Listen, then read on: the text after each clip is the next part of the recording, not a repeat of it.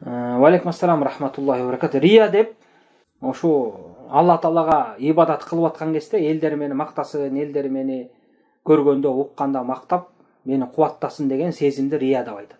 Адам баласы ошо Кудай Таалага эле ибадат кылат, бирок да элдер карап турса же угуп аткан болсо, ош бетер ибадатын көркөмдөп жакшы кылган ошо рия дейт.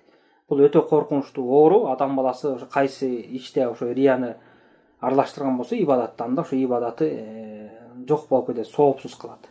Мындан сактаныш керек. Сактанганы эмне? Адам баласы Кудай Таалага дуа кылыш керек, жалдыраш керек.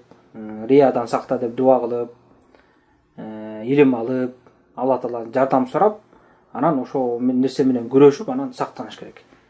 Эгерде рия пайда болуп бараткан болсо, Кудай Тааладан жардам сурап, шайтандан коргоо тилеп, көңүлүн башка жака буруп, аракеттенип анан кыла берген болсо, иншалла, анан канчалык адам баласы такыбалчылыгы өскөн сайын ошончолук риясы азайып, анан жок болуп кетет. Аллаху алам.